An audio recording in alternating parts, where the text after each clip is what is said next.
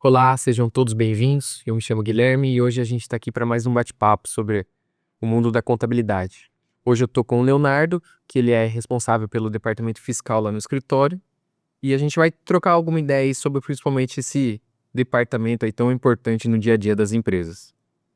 Prazer, eu sou o Leonardo, eu tô no escritório há uns 5 anos, mais ou menos. Atualmente estou cursando administração na UFSCar e casa muito bem com essa área de escritório, né? Mesmo sendo hoje eu estando na área fiscal, que é mais focada em tributário, essas coisas, mas a administração te dá esse escopo muito legal, né? Que você consegue fazer essa vinculação entre as coisas e faz tudo acaba fazendo mais sentido. Ah, com certeza, né? Essa parte que você puxou da administração, ela é super importante para a empresa. E eu entendo que por mais que a gente tenha a parte departamento fiscal, departamento pessoal e contábil, é, o departamento pessoal não são todas as empresas que têm. Eh, Agora em relação ao fiscal e o contábil que todas as empresas têm, eu entendo que o fiscal é um dos talvez seja o mais importante, porque é com base nele que a gente vai tomar todas as informações, a chegada de informações, as compras, as vendas que vão linkar para o contábil, né. Então eu queria que você começasse falando um pouco do dia a dia do departamento fiscal, o que é feito pelo departamento, eh, como que o departamento trabalha para a empresa. Certo. No departamento fiscal, ele tá mais focado, óbvio, os outros departamentos também têm os tributos dele, mas o fiscal ele tá mais focado nessa parte de tributos, principalmente relacionado ao faturamento da empresa, né? Principalmente relacionado à atividade principal da empresa. Outros setores, por exemplo, o departamento pessoal, ele gera impostos também, mas não é relacionado à atividade principal da empresa. Então, a empresa de qualquer setor vai ter, se tiver funcionário, vai ter imposto. Já no setor fiscal, uma empresa de serviço, uma empresa de comércio vão ter impostos diferentes, e aí que entra o setor fiscal. Hoje lá a gente trabalha com empresas de lucro simples nacional, lucro presumido, lucro real, de serviço, de venda, de indústria. Então é bem amplo que a gente tem conhecimento e o que a gente faz hoje, né? Pega um pouquinho de tudo, né, não é um especializado, lógico, especializado em todas as informações, mas, não atende um único setor, né. Sim. E a gente faz basicamente a coleta de documentos dos clientes, de informações. A gente lança essas informações nos sistemas e transmite eles para a Receita Federal. Então a gente faz essa conexão do cliente com a Receita Federal, informando todas as informações do mês para gerar os encargos e ele conseguir se regularizar nesse quesito, né? Então, eh, como você falou que depende também do cliente, não é um setor que ele consegue trabalhar sozinho, né. Com certeza você depende muito desse contato com o cliente, da comunicação com ele, de estar, conversando, entendendo a atividade do cliente para conseguir determinar o formato certo de trabalho todo mês, né. Assim, o setor fiscal ele tem muita particularidade, muita empresa tem suas particularidades e a gente precisa desse contato direto com o cliente para a gente saber certinho o que ele está fazendo, porque existem diversos produtos que se encaixam em tributações diferentes, em interpretações diferentes. Então a gente precisa desse contato para a gente saber direitinho o que a gente está fazendo e para se encaixar no cliente. E a questão da administração também, ela se reflete muito no setor fiscal, porque a gente percebe que uma empresa organizada é nítido a organização dela no setor fiscal. Então a gente vê, compras organizadas, vendas organizadas, tudo bem detalhado. A empresa tem esse controle do que ela compra, do que ela vende, e isso vem muito da área da administração. Você ser um bom administrador, você tem que ter esse controle, e o fiscal ele é uma ele reflete certinho o que é um bom administrador, fica muito claro. É, a gente já nos outros bate-papos aqui que eu tive com o Marcelo, a gente sempre bate nessa tecla, né, a administração da empresa tem que ter alguém que vai fazer isso de forma correta, porque a gente sempre fala que a gente tem clientes, porque a gente entende que devido ao tamanho da empresa, ele não consegue ter alguém próprio para o fiscal, para o faturamento financeiro, então acaba ele mesmo fazendo o serviço e muitas vezes acaba, eh, não errando porque ele quer, mas porque, como você falou, nossa legislação, ela permite vários entendimentos, né.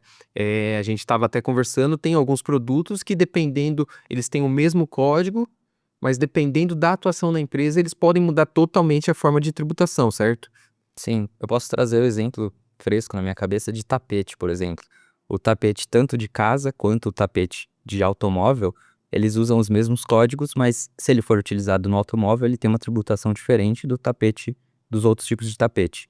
Então, você pega uma nota lá, lê lá tapete, você não sabe o que que é. Se é uma empresa que vai vender isso para, se é tapete de automóvel, tem que estar tudo bem determinado para você conseguir argumentar com o fisco também, né? Porque você tem que justificar o porquê você usou aquela tributação específica. Entendi.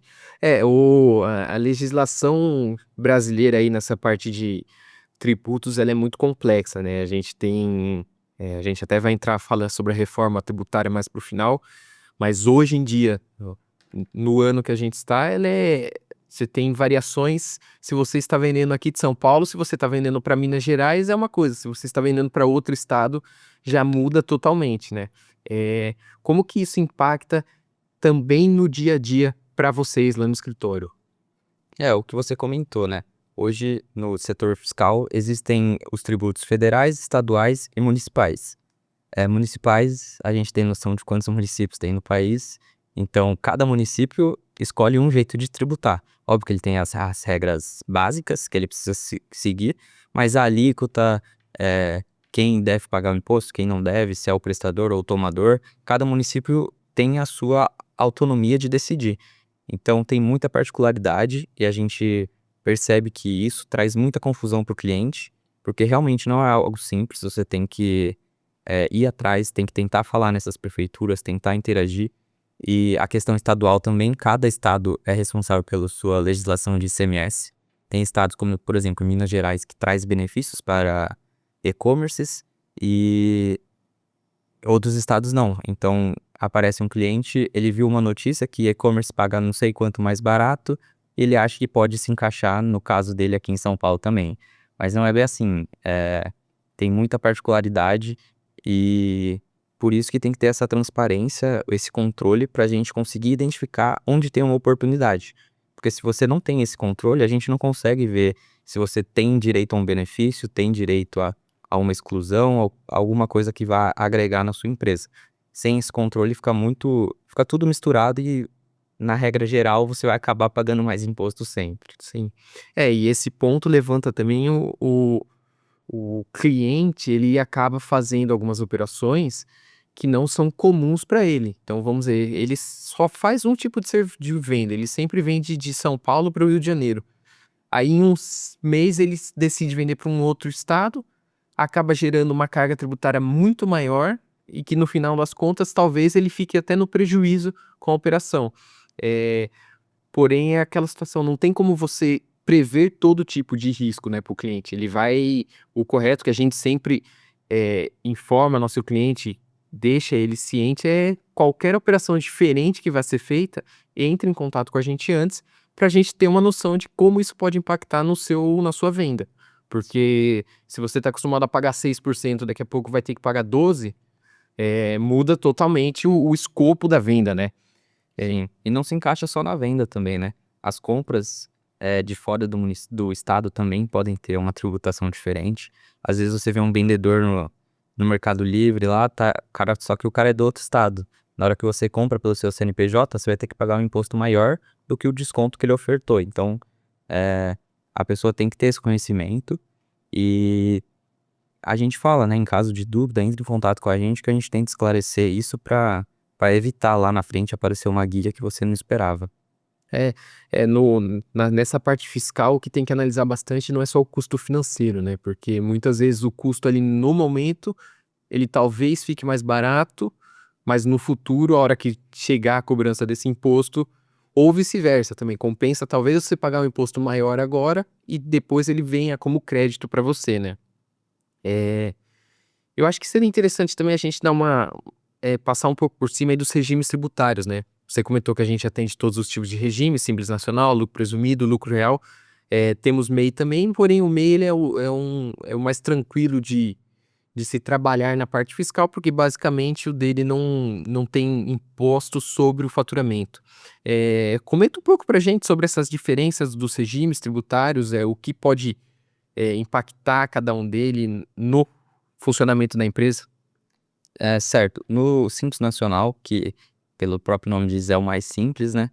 Ele, ele traz a facilidade para você que o seu faturamento todo ele vai ser tributado da mesma maneira. Essa tributação acontece como? A alíquota ela é acumulativa referente ao faturamento dos últimos 12 meses. Então, se nos últimos 12 meses você não teve nenhum faturamento, você vai pagar o menor valor possível. Só que se nos últimos 12 meses você faturou R$ 1 milhão, essa alíquota vai aumentar e vai ser gradativa. O interessante do Simples é o quê? Você consegue fazer esse controle da alíquota, ou você consegue ir acompanhando ela, o crescimento dela no mês, e ela é bem mais barata do que os outros regimes nas alíquotas menores, mas o problema do Simples é que você não pode se creditar, né? Você não pode se creditar de outros impostos e acaba fazendo mais sentido para as empresas de serviço, que é a maioria dos Simples nacionais que a gente trabalha. Porque como ele não tem muitas despesas para se creditar, ele não faz sentido ele estar em outro regime, né? Óbvio que tem atividades que não podem estar enquadradas no Simples, que acabam saindo mais caras no Simples por conta do fator R, que a gente vai comentar também. Mas é uma estratégia que faz muito sentido o Simples Nacional, principalmente para empresas pequenas, porque é menos burocracia, é mais barato e você consegue fazer esse acompanhamento mais fácil, né? A vantagem, então, também, até para o próprio empresário, é que é muito fácil dele prever a alíquota que vai ser todo mês para ele, né? Porque, como ela só incide sobre o faturamento, emitiu a nota, ele já tem a noção, joga o percentual em cima para ele conseguir chegar nesse valor, né, de imposto que ele vai ter que pagar. Isso. E os regimes periódicos de apuração, né, que seriam o lucro presumido e o lucro real, eles são sobre o lucro. O lucro presumido, ele é uma presunção do lucro real da empresa, né? Quanto o Estado presume quanto você realmente tem de lucro, e você paga um imposto sobre isso, né? O interessante do lucro presumido é que você pode ter o crédito do imposto do ICMS. Então, você tem muita compra que tem ICMS e vendas que tem o ICMS, então você consegue fazer essa compensação e muitas vezes acaba saindo sem ter que pagar o ICMS, né? O que fica interessante e dá uma redução de carga bem, bem interessante. Tem os impostos de PIS, COFINS, CSLL e RPJ por fora, mas essa questão de fazer o acompanhamento e identificar se realmente vale a pena para a empresa, né? Só que também exige mais controle da empresa, mais regularização, porque você precisa das notas fiscais de compra, você precisa tá tudo organizado para não acabar pagando mais imposto depois, e o lucro real aumenta isso ainda mais, né? Porque você pode se creditar de PIS e COFINS também, que deixa mais interessante ainda você ter muitas compras que justifiquem as suas vendas, então você acaba fazendo essa compensação e aí você paga um imposto apenas em cima sobre a diferença do preço de venda e do preço de compra.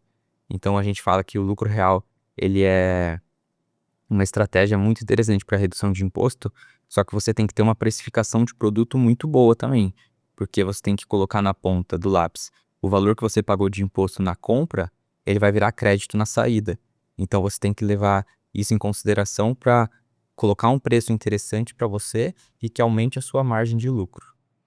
O lucro real aí ele volta lá na primeira fala sua, né, sobre a questão de um administrador na empresa, né, assim, porque o lucro real a gente basicamente, por mais que todos os tipos, os regimes tributários, que você tem que ter o acompanhamento mensal, o lucro real ele tem que estar, a contabilidade tem que estar redondinha no mês, dentro do mês seguinte, porque é com base nela que vão ser gerados os impostos. Então ele foge do Simples Nacional, que não é só pegar o faturamento e fazer vezes a alíquota. Eu preciso da contabilidade, com todas as contas a pagar, a receber, tudo detalhado, tudo lançado para a gente conseguir fazer essa apuração oficial do lucro, né? É, e até a questão do Simples Nacional, a gente sabe que tem um limite de faturamento, né? Hoje esse limite ele é de 4.800.000 no ano, no regime federal, e para o estadual de 3.600. Ontem, a gente já tem uma lei aí que quer aumentar esse limite de faturamento. Vamos torcer para que consigam aprovar, né? Porque é um valor que está engessado há muito tempo. Esse valor não acompanha a inflação, não acompanha nenhum tipo de reajuste. Então ele acaba prejudicando as empresas que hoje estão no Simples Nacional e têm um crescimento de faturamento que daí acabam tendo que desenquadrar e muitas vezes acabam aumentando em muito seus impostos, né? O Simples Nacional tem um outro ponto também que você já até citou, que seria o fator R, que é uma estratégia que dá para ser utilizada para redução de encargos também, né? Como que ele funciona na prática e para a empresa? Então, o fator R, ele se encaixa para as empresas de serviço, alguns serviços se encaixam no fator R, que seria o quê? A empresa, ela pode pagar ou 6% de imposto na alíquota, na menor alíquota, ou 15% no primeiro momento também com menor alíquota. E como que essa diferenciação faz? É pela folha de pagamento da empresa, que se esse valor da folha for 28% referente ao faturamento do mês anterior, esse cálculo referente ao faturamento dos últimos 12 meses, na verdade, o faturamento dos últimos 12 meses for 28% menor do que a folha, acho que é isso, né? Não, é a folha de pagamento tem que ser 28%, né? Do faturamento. A folha de pagamento e 28% do faturamento, isso, dos últimos 12 meses, esses dois dados. A empresa tem essa redução do imposto, o que é muito interessante numa estratégia de recolher prolabore para aumentar essa folha e se encaixar. Empresa que tem funcionário faz bastante sentido também, e a gente vê que isso traz uma redução de imposto bem significativa para a empresa, e é bom também pela questão do prolabore, né? Você retirar o prolabore, trazer o lucro pro empresário é interessante contabilmente também. As principais serviços que se enquadram nesse fator R são basicamente aqueles de atividade intelectual, né? É, advogado, psicólogo, são serviços que a gente até brinca são que tem algum conselho de classe que regulamenta eles, né? Eles fazem isso como uma forma mesmo de incentivar a questão de admissões, de ter funcionário nas empresas. É uma estratégia utilizada por bastante das nossas empresas, né, que faz muito sentido, porque a gente tem uma redução, analisando a alíquota base de 15 para 6%, então você economiza aí 9% por mês de imposto. Então, com certeza é uma jogada que é feito tudo dentro da lei que auxilia muito o empresário, né. Eh Na parte do faturamento, né, a parte comercial das empresas, principalmente as empresas de venda, dos comércios, né, a gente já, comentou sobre a questão da necessidade de ter um cadastro muito bem elaborado por parte do empresário. Eh, Quais são os principais pontos que o empresário tem que ter o cuidado na hora de fazer esse cadastro dos seus produtos para conseguir estar, alimentando, gerando as notas fiscais de forma correta, para não pagar nenhum imposto a mais ou nenhum imposto a menos também? Sim, hoje a gente percebe que muitos sistemas que surgiram aí nos últimos 2, 3 anos, eles deixam você emitir a nota com códigos errados, coisa que antes não acontecia. A Cefaz proíbe os códigos passarem dessa maneira, mas alguns sistemas estão conseguindo burlar isso, né? Porque ele não quer dar trabalho para o empresário. Se você tá num sistema, ele começa a te impedir de emitir a nota, mas só você mudar de sistema e ir para um novo, né? Só que isso pode trazer muitos problemas a longo prazo, né? Multas, fiscalização, porque isso chama a atenção do fisco, né? O empresário, ele tem que ter, principalmente na venda de produtos, ele tem que ter os códigos dos seus produtos muito bem definidos e corretos, né? Para saber como tributar aquela mercadoria e, em caso de uma fiscalização, tá tudo correto. O que seria basicamente esses códigos tributários? Seria o NCM do produto. Com ele, a gente já consegue saber qual vai ser a tributação dele, o CFOP, o SEST, que são códigos que informam como que deve ser tributado esse produto, né? O NCM, basicamente, ele é o código geral do produto, né? Que é um E código que em qualquer lugar do país, aquele número se refere àquele produto, certo? sim, todo produto sai da fábrica com NCM, né? É isso que a gente fala. Quem define o NCM do produto é a fábrica, é a indústria. Não é você que comprou da fornecedora que vai decidir o que é. A indústria já definiu e esse NCM tem que seguir por toda a cadeia, até chegar no consumidor final. E questão agora com a reforma tributária também, vão ter novos códigos que também precisam estar alinhados e fazer sentido com os demais também. porque essa padronização de códigos vai ficar ainda mais rígida e vai ser cada vez mais fiscalizada também, né? Um código que alguns sistemas estão exigindo também é o código de barras do produto, que ele vai ter o mesmo funcionamento do NCM também, só que como código de barras, né? Então vai ficar ainda mais detalhado, porque o NCM ele é meio amplo, por exemplo, como eu falei do tapete, que é o mesmo NCM para os tapetes, o código de barra não, ele vai detalhar ainda mais isso.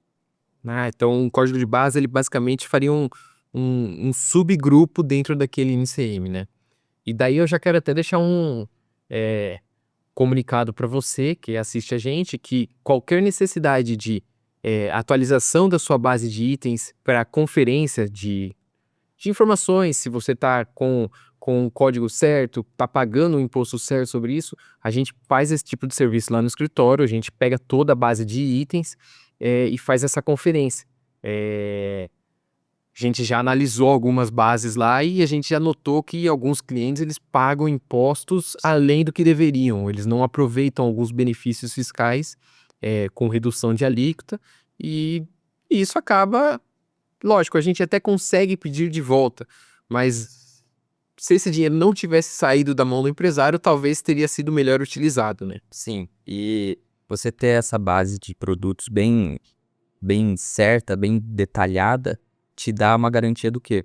A partir de 2026, 2027, o produto X vai ter uma tributação diferente, vai ter uma alíquota menor. Se você não tem esse controle, você não vai saber que teve essa mudança. Então, se você consegue detalhar seus produtos, a gente consegue fazer esse acompanhamento também de quais mudanças vão impactar quais produtos. Porque não tem como a gente viu que vai ter mudança em produtos de cabelo, por exemplo, sair procurando em todas as nossas empresas quais vendem produtos de cabelo. Se eu tenho os códigos, tudo fica mais fácil, fica padronizado, né? Ah, sim, porque o código é universal, né? Agora a descrição do produto, Sim. cada empresa vai colocar a sua. Posso colocar, você falou produto de cabelo, eu posso colocar shampoo A, chamar ele assim, e a outra empresa chamar de shampoo B, e já cria uma confusão, né? É, e nessa questão de cadastro de produtos, eu acho que é muito importante também o empresário ele ter um sistema operacional para a empresa dele que faça todo o controle de estoque, né, de entrada, de saída, porque isso também é muito importante. A gente teve até um caso agora no final do ano que alguns produtos na virada do ano deixaram de ter um determinado imposto. Porém, para conseguir utilizar esse benefício, precisaria ter o estoque atualizado. E isso precisaria ser feito num prazo de 15 dias que a lei saiu. E se você não tem esse histórico pronto, fica basicamente impossível de você conseguir organizar isso, né? Então, acaba perdendo também alguns benefícios aí, essa falta de controle, né? Sim, sim, o controle de estoque é muito importante na área fiscal também. Essa parte de tributação, você saber se seu estoque vai ser afetado por uma medida, é, é estratégia mesmo da empresa, né? Se a partir do ano que vem o seu principal produto do estoque vai aumentar o imposto, você vai ter que fazer o máximo possível para tentar queimar ele antes de acabar o ano para você pagar menos impostos. Então, esse controle de estoque e de tributação é muito importante nesse sentido. O estoque também ele é importante até puxando um pouco para a parte contábil do negócio mesmo, porque acontecem em algumas empresas por aí de fazer a famosa venda sem nota. Se você comprou o produto com nota e ele sai da sua empresa sem nota, você vai ficar com um estoque altíssimo do produto fictício. Você vai chegar, vai pegar o balanço e vai ver lá, pô, eu tenho 15 mil reais aqui em estoque. A hora que você vai ver seu estoque, você não tem nada mesmo. Por quê? Porque o produto saiu sem a nota, né? Então isso a gente faz um esforço muito grande lá com todos os clientes para deixar tudo regular, para evitar qualquer tipo de situação que seja feita na empresa de forma sem nota fiscal, porque isso vai impactar, isso já impacta agora, porém a gente ainda não sabe como isso vai impactar na reforma tributária, né? Porque com essa reforma vai mudar totalmente a forma de tributação dos produtos e de acompanhamento pela Receita Federal, né? Como que você vê a reforma aí, o que que ela vai trazer de benefícios ou vai atrapalhar um pouco o empresário em alguns pontos? A reforma tributária eu entendo que ela vai ser bem complexa, assim, para o empresário entender, porque ela vai trazer muitas mudanças de como o imposto é calculado, né? Porque esse recolhimento, hoje em dia, como ele é feito? Você fechou o mês de janeiro, você vai pagar os impostos durante fevereiro, né? Com a reforma tributária, vão existir produtos, serviços, coisas específicas que vão ter o imposto recolhido na hora que você fizer a venda. Então, ao invés de entrar R$ 10 na sua conta, vai entrar 8 e 2 já vai ser descontado na hora. Então, vai ter um impacto gigante no fluxo de caixa da empresa e a questão da tributação também, né? Empresas de Simples Nacional, talvez empresas Simples Nacional que vendem para outras empresas, talvez as outras empresas deixem de comprar do Simples Nacional porque elas querem crédito, já que agora tudo vai dar crédito para as empresas. Não só produtos que elas usam para revender, para a indústria, despesas também vão ser dedutíveis para ela, né? Então, eu acho que vai impactar principalmente as empresas do Simples Nacional. Elas vão ter que, de venda, né? De venda de mercadoria, de indústria, elas vão ter que se planejar muito bem para como que elas vão interagir com seus clientes, com seus fornecedores e as empresas de lucro presumido, lucro real também, né? Revisar seus fornecedores para tentar maximizar seus créditos, ou se vai continuar com um fornecedor simples, tentar negociar com ele a questão do valor, porque a gente percebe que essa questão de caixa e fluxo de caixa, principalmente, né, vai ser bem afetado e pode atrapalhar essas relações de fornecedor, de pagamento. Então tem que ficar bem esperto quanto a isso e se planejar bem. Ah, não, o fluxo de caixa com certeza vai ser o mais afetado nas empresas, né? Eh, Basicamente, a gente tem hoje impostos que são pagos trimestralmente. Se a gente pensar numa venda que a gente fez no primeiro dia do trimestre, ela vai ser pago o imposto dela depois de 120 dias, basicamente, dessa venda que você vai pagar o imposto. Com a reforma, se o dinheiro já for na hora do pagamento, então esse dinheiro que você trabalhou durante 120 dias, você não vai ter mais ele para trabalhar. Então, se a operação da sua empresa depender desse dinheiro para o fluxo de caixa, para pagamento de fornecedor, vai dar uma complicada, vai apertar um pouco aí o pessoal e vai realmente, talvez até, infelizmente, quebrar algumas empresas que não conseguirem se adaptar a esse formato, né? Eu entendo que, assim, a ideia da reforma sempre para simplificar, porque já começa a questão de impostos, né? A gente deixa de ter 5 impostos e passa a ter somente 2. Já fica um formato mais simplificado mesmo. Porém, o diferencial dela é que ela vai ser gradual. Então, a gente já está passando pela reforma, 2026 ela já começou para alguns setores, porém, ela só vai estar 100% efetiva em 2033. Eh, então, durante aí 6, 7 anos, a gente vai ter o trabalho, vamos dizer, dobrado na contabilidade, né? Como que você vê, como que isso vai impactar no dia a dia lá do serviço para vocês? Eu entendo que a gente precisa, que a gente já tem hoje, né, mas eu acho que se não tivesse, seria muito mais difícil, os sistemas bem integrados, bem configurados para isso, né, para fazer tanto a conferência dos impostos antigos com os novos, né. Eu acho que o que vai acabar dando mais trabalho é a questão da informação ao cliente, né, a gente conseguir organizar, passar isso claro para eles, como que vai funcionar a partir de cada ano vai ter uma mudança, né, então a gente vai ter que deixar isso muito claro e muito bem definido para ele, né, que a gente tá lá para auxiliar ele e apresentar ferramentas e estratégias para que ele consiga se virar bem nessa reforma tributária, né. Para o escritório também vai gerar uma oportunidade muito grande, né, em questão de oferecer serviços para o cliente e demonstrar também, valorizar o trabalho feito, né, porque você falou, a gente vai ter que fazer 2 tipos de apuração durante alguns anos, que não podem ter erros. Sim. Tá, então a gente vai ter que estar muito bem alinhado, hoje em dia com a parte de sistemas de inteligência artificial auxiliam em muito na conferência, na manutenção das empresas regular, né, mas realmente, vai ser um período bem desafiador aí, acredito que para todos, para os empresários, para os contadores, Para a sociedade também, porque ela vai ser impactada na hora que for comprar um produto, né, que vai ter a mudança. Produto agora você vai pagar o produto mais o imposto por fora.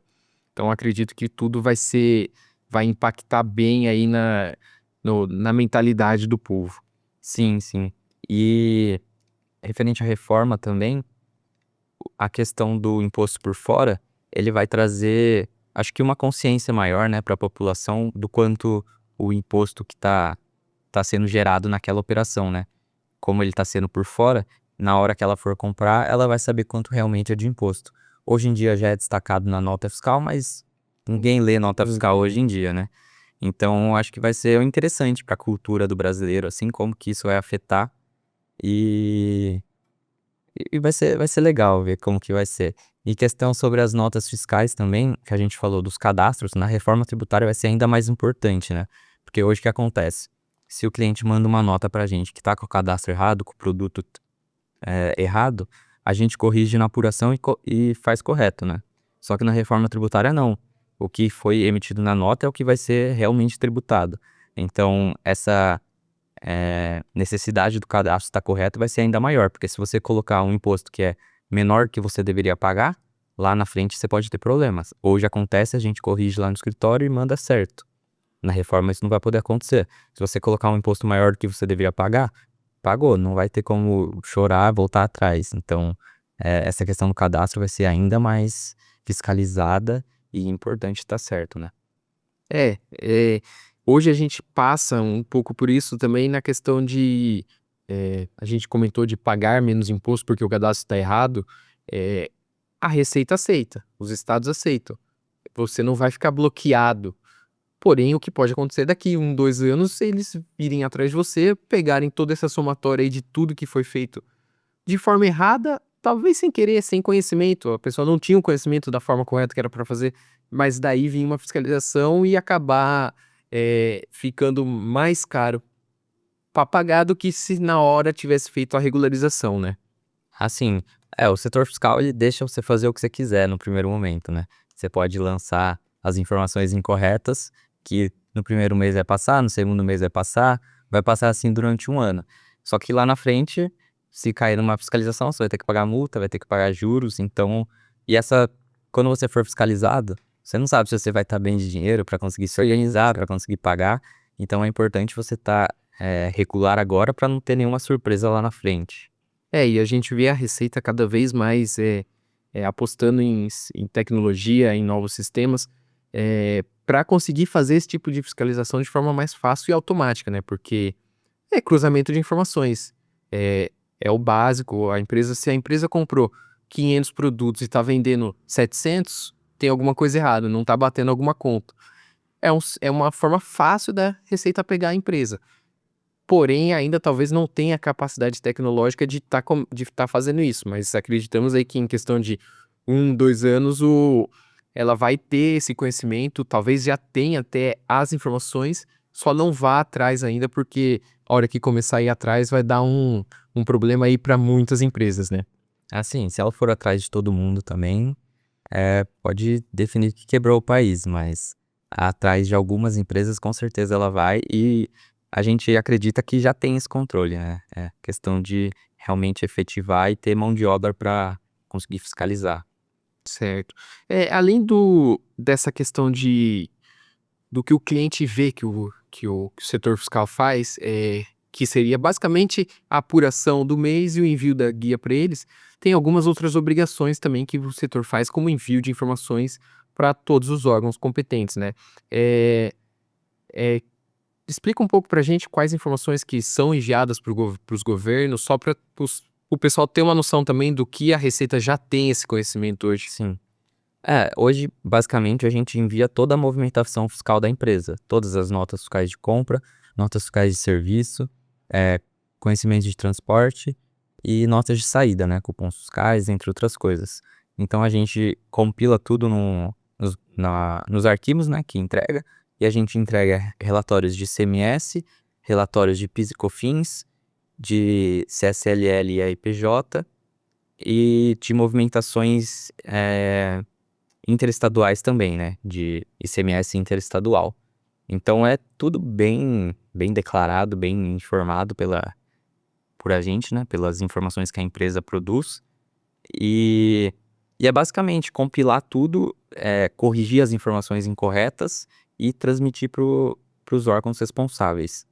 E também tudo tem prazo, né, eles estipulam os prazos e não tem como você, por exemplo, eu preciso entregar no dia 20 toda a documentação de ICMS e eu recebo os documentos do cliente dia 19. Então por isso que a gente sempre trabalha com nossos clientes esse prazo para evitar transtornos tanto para a gente quanto para eles, né. Sim, até para dar tempo de uma eventual correção de qualquer problema que venha a ter, né. Assim, e a gente também faz o controle da empresa, né.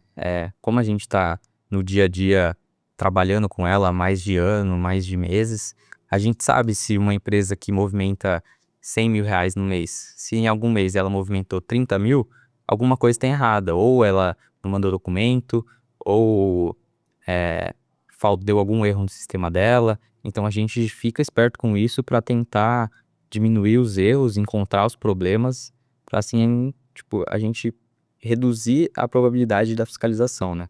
Sim, sim.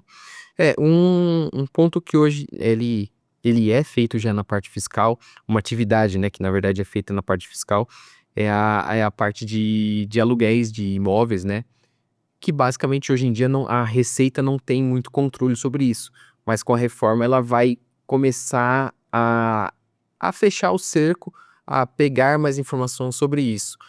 O que que vai mudar principalmente para esse pessoal que tem imóveis locados? Certo. É pra imóveis e imóveis também, né. Se você tem locação de imóveis também, se encaixa nisso. Hoje, as empresas emitem faturas só para comprovar a entrada do dinheiro e a outra empresa ter uma um contradocumento, né, se tiver algum problema. Então, a Receita vai exigir a partir do ano que vem, na verdade esse ano está em teste, né, talvez eles comecem, testar nesse ano ainda, são as notas fiscais de locação, né, locação ou aluguel. E vai ser basicamente a mesma coisa do recibo, só que vai ter validade, né, então, se você emite 10 recibos e declara só um hoje, é muito difícil deles terem esse controle, é apenas pela movimentação financeira. Mas se você tiver que emitir 10 notas e declarar uma só, tá tudo interligado, né. Então, vai começar a fechar também essa fiscalização na parte de aluguel e locação, com a exigência do documento fiscal que hoje a fatura, o recibo não tem nenhuma validade fiscal, né. Certo. O problema aí também da a gente já comentou que a legislação tributária nossa é muito problemática. E a questão dos serviços também são problemáticos, porque, eh, essa nota fiscal de aluguel, de locação, já estava prevista para o começo do ano. Eles já prorrogaram e pelo andar da carruagem, provavelmente vai ter mais uma prorrogação. Então a gente falou que vai ser um momento muito complexo aí, esses 7 anos de mudança, por também competência da Receita Federal, que fica toda hora alterando alguma coisa e acaba sempre pressionando os contadores, né, deixando a gente sempre com prazos cada vez mais curtos e mais difíceis de cumprir, né. E é uma mudança que não é eles apertarem um botão lá e começou a exigir a partir do dia seguinte, né. Porque tá todo mundo ligado, né, os municípios estão ligados, os estados estão ligados. Então, é uma coisa que tem que ser bem coordenada e o contribuinte tem que ficar muito esperto, né, porque de uma hora para outra pode mudar tudo e você não tem muito esse meio de comunicação, né, não é uma comunicação clara contribuinte, Receita Federal. Ela começa a exigir e tá exigindo, né, se você não apresentar, não vai. Não vai para frente. Sim. A gente já teve esse problema agora no começo do ano com a mudança das notas fiscais de serviço, né, que antes cada município tinha o seu sistema para emitir e passou a ser um sistema único nacional. A gente atende alguns municípios aí, e foi um transtorno para conseguir trabalhar com todos os clientes, porque tiveram alguns que mudou totalmente, teve uns que não se adequaram a tempo, que causaram um transtorno para emissão de notas, então, provavelmente mais transtornos virão aí por culpa dos órgãos federais, municipais, estaduais pela frente, né. Sim. A gente vê essa parte do serviço, foi bem nítido isso, né, que alguns municípios informaram que iam continuar do jeito padrão, né, e outros informaram que iam continuar do jeito padrão, só que daí chegou o dia 1º, eles mudaram de ideia e desistiram, né. Então é aquilo, eles não estão muito preocupados com a repercussão que vai dar, e você tem que tentar se adaptar para isso, né. É aquela, ou segue o que eu tô querendo, ou não vai conseguir fazer nada. Bom, eu acho que basicamente a gente conseguiu passar por tudo aí do departamento fiscal. Não sei se você teria algum outro ponto que você gostaria de levantar, deixar algum recado aí pro pessoal. Eu acho que é interessante falar sobre a reforma tributária, né, é interessante o empresário pesquisar sobre, porque, como a gente comentou, são muitas particularidades de cada setor. A gente estudando sobre a reforma tributária, a gente pega o geral, e as coisas particulares são mais específicas, a gente consegue cobrir. Mais específicas, como, por exemplo, hospitais, transporte, mas se é, tipo, uma atividade muito, muito específica, dentro, tipo, comércio, de alguma coisa específica, é interessante o próprio empresário começar a ir atrás, ele tem esse network de quem trabalha na mesma área. É interessante você se interessar pela reforma, porque ela realmente vai mudar muito, não é só uma reforma tributária, né, é uma reforma administrativa, uma reforma cultural, que vai impactar realmente o mercado. Então é muito interessante você estar preparado com isso, você saber falar sobre isso e não deixar isso te pegar de surpresa no dia 1º de janeiro de 2027, porque vai complicar. Vai ter um aumento, vai mexer bem no bolso do pessoal, né. A gente fez algumas simulações já no escritório com os clientes e, basicamente de nov de 100 simulações que a gente fez, 95 tiveram aumento expressivos de impostos a serem pagos pelos empresários. Então acho que realmente é o que você falou, ir atrás, lógico, eles vão ter todo o nosso suporte, a gente vai sempre dar o apoio para eles, mas é interessante também os empresários estarem por dentro, saberem o que vai mudar, como isso vai afetar eles, para eles não serem pegos de surpresa. E hoje a informação está muito mais fácil, né, a informação hoje, eh, com o ChatGPT, com qualquer no Google aí que você coloca, você consegue um monte de informação, então dá para estudar, dá para se adequar, dá para entender. As dúvidas que tiverem podem vir falar com a gente que a gente vai conseguir, eh, auxiliar da melhor maneira possível, né. Sim.